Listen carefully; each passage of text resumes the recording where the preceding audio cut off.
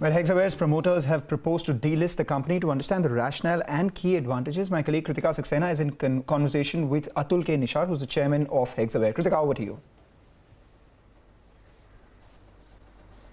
Thanks very much for that, Mangalam. Mr. Nishar, thanks for speaking to us first about the delisting. I remember when Hexaware had been sold to Baring Private Equity Asia, you've spoken to us first. So really appreciate that. To begin with, help us understand the rationale of the delisting. As the chairman of the board, sir, why has the board and Baring Private Equity Asia decided to look at a delisting for Hexaware? So, Kritika, good afternoon. First of all, let me clarify that there are a lot of misconception about the whole delisting process.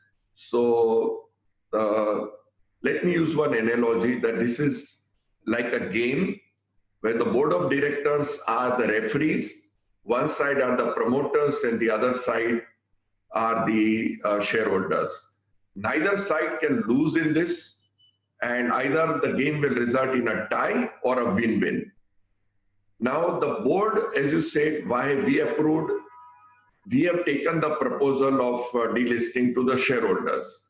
Now, shareholders have to decide by a special resolution, and also 2/3 of the non-promoter shareholders have to be in favor of the resolution.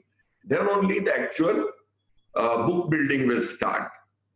So it's a very fair manner, and our job is to ensure from the board that the process and the rules and regulations are followed properly.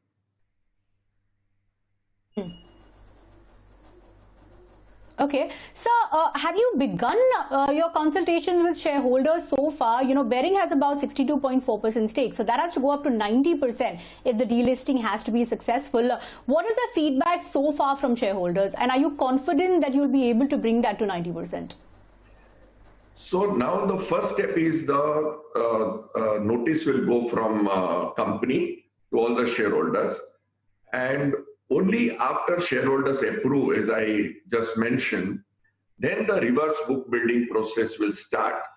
Now that is a process that remains open, I think, for about 5 days, and where the shareholders will bid what they want. Since it's called, that's why it's called reverse book building. The shareholders who will put a price at which they want to offer their shares. So that process I'll come to a little later and explain, but the board is only taking the proposal to the shareholders for them to decide both to go or not to go, and also the price at which they want to do the deal. If you ask me the rationale... So since you brought up the pricing... Go ahead. No, if you ask me the rationale that Baring has explained, that is primarily to acquire full control over the company, 100% shareholding. And the purpose they've explained is that they get the flexibility with operating metrics of the company.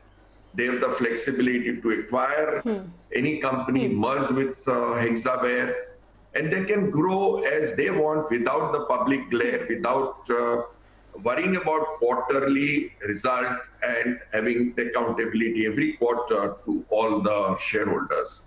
So they want that greater freedom and flexibility to run the company. That is essentially the purpose behind the delisting that they have explained. Okay, so but a lot of misunderstanding has also been around why Baring Private Equity Asia, which is a PE player, typically the model is that you buy a company, stay in it for short, medium to long term, and then eventually exit. So why specifically is Baring looking at doing that if an exit is eventually the route that their business by default looks at? So my question is this a precursor to an eventual exit by Baring Private Equity Asia? And do they believe, or does the board believe that you'll get better value for the company if that happens, if the delisting goes through? So let me address these 2 points one by one. First, exit or not, and then the pricing, which is a critical point in the whole process. So Baring has given an assurance publicly that there is no imminent plan to merge Hexaware with any other company in the portfolio or to exit. So clearly, as on today, they don't have any proposal to sell their stake in the company or merge with any other company, which they've given an undertaking to the board and which is made public. However, they've also clarified that ultimately they are a private equity fund, they're investors. They are in the business of investing and exiting.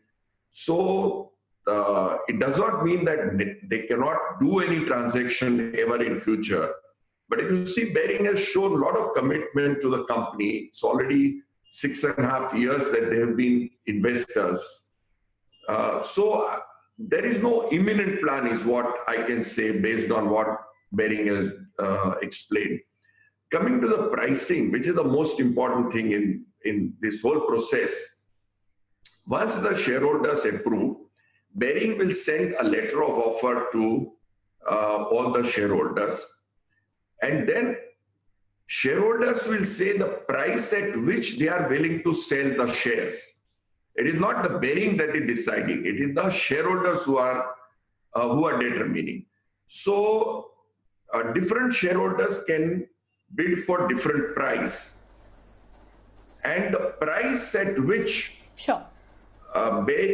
price at which Baring can reach 90% shareholding.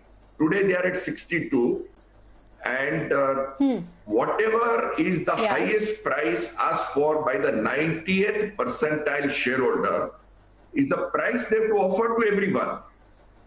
Or they can say they reject. They don't want to go ahead. Okay, that is fair not enough. the price. Or they can give a counter offer. That okay, if not that price, we can give maximum up to this. Then shareholders can decide whether they still want to go ahead. If 90% they can still reach, then delisting will happen. Now, so basically it is a deal between two sides in a very fair manner that is arrived at the pricing. And if they cannot arrive at pricing between the two sides, then we go back to being listed as we were as a company. So we are not worse off as a result. So in short, I want to say that there is no way. You know, sir, you brought up several points.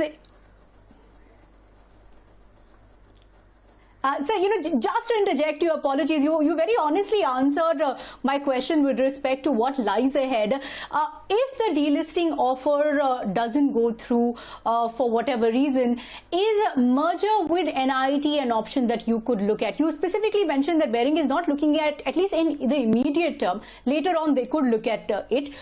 How long is that immediate term? And is merger with NIIT an option that the board would be open to? But Kritika, I have a simple question to you.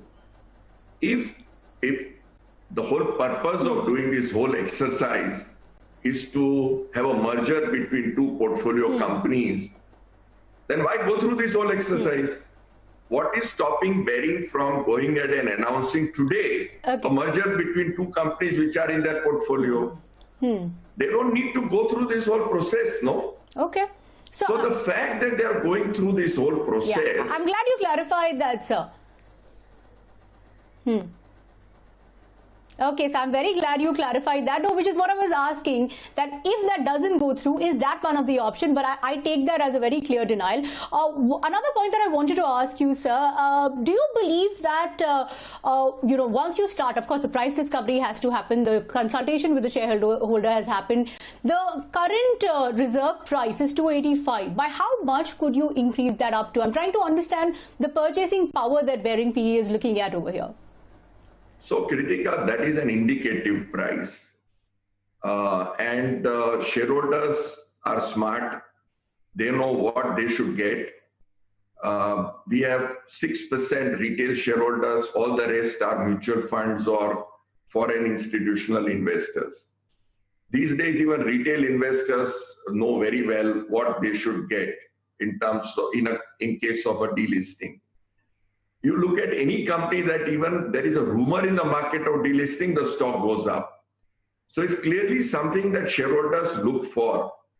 Now, indicative price is just a price to begin with the process.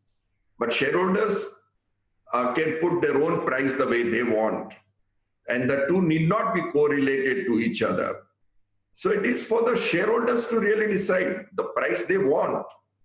And ultimately, if that is what Baring accepts, then the deal is done, otherwise not done.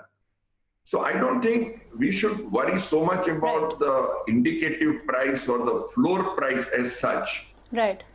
Let the process happen and let the two sides come to a conclusion or not come to a conclusion. Right.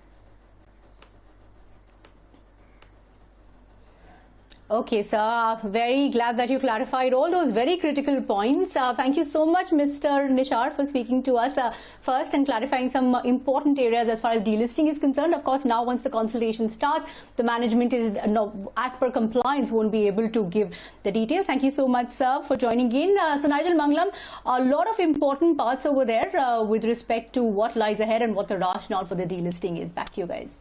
That's right, Kritika. Thanks a lot for that. Indeed, leaving it to the judgment of the shareholders as far as delisting and the price is concerned. That's about Hexaware. With that, we slip into a short break. But as we do that, just wanted to tell you, our viewers, there is a special offer on Money Control Pro, your trusted guide in these uncertain